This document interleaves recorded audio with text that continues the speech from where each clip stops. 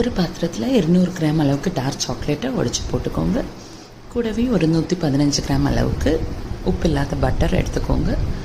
ரெண்டுத்தையும் ஒரு பாத்திரத்தில் தண்ணி வச்சு இந்த மாதிரி இறக்கி வச்சு சூடாக விடுங்க. இப்போ ஒரு கடாயில் உப்பு சேர்த்து அது மேலே ஒரு ரிங் வச்சுட்டு மூடி போட்டு இந்த உப்பு இன்னொரு அடுப்பில் சூடாக விடுங்க. ஒரு 15 நிமிஷம் அளவுக்கு அது சூடாகட்டும்.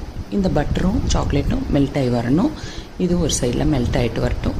அந்த நேரத்தில் இன்னொரு பாத்திரத்தில் ஒரு 3 முட்டைகளை உடைச்சி ஊற்றிக்கோங்க.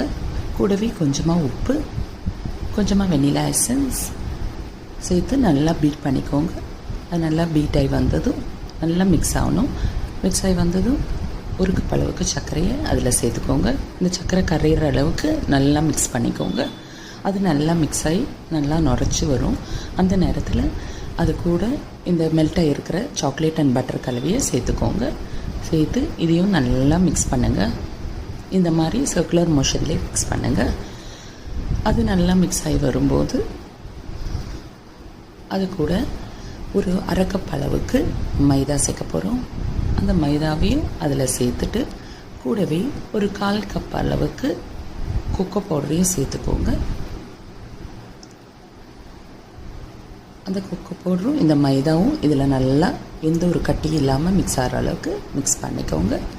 அது நல்லா மிக்ஸ் ஆகி வரும்போது ஒரு ட்ரேயில் பட்டர் பேப்பர் வச்சுட்டு அது மேலே பட்டரும் தேய்ச்சி இந்த கலவையை அதில் அப்படியே இந்த மாதிரி ஸ்ப்ரெட் பண்ணிவிட்டு ஃபுல்லாக ஈவனாக ஸ்ப்ரெட் ஆகணும். அதுக்கு மேலே சாக்கோ சிப்ஸ் அப்புறம் முந்திரி பருப்பை பொடியாக நறுக்கி அதையும் நல்லா நிறைய தூவி விடுங்க.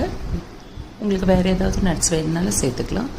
நான் வெறும் cashew nut and choco chips மட்டும்தான் சேர்த்துருக்கேன். இதுவே ரொம்ப டேஸ்ட்டாக இருக்கும்.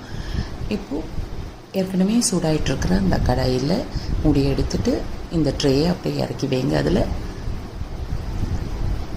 அப்புறம் மூடி போட்டு அந்த ஆவி எதுவும் ரிலீஸ் ஆகாமல் இருக்க ஒரு வெயிட்டையும் அதுக்கு மேலே வச்சுக்கோங்க.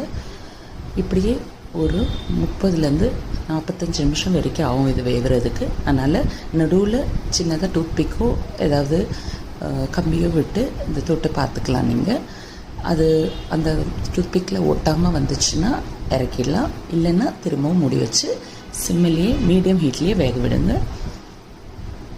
அப்படி வெந்து வந்துடுச்சுன்னா என் ஸ்டைலில் பண்ண சூப்பர் டேஸ்டான யம்மியான ப்ரௌனி தயார்.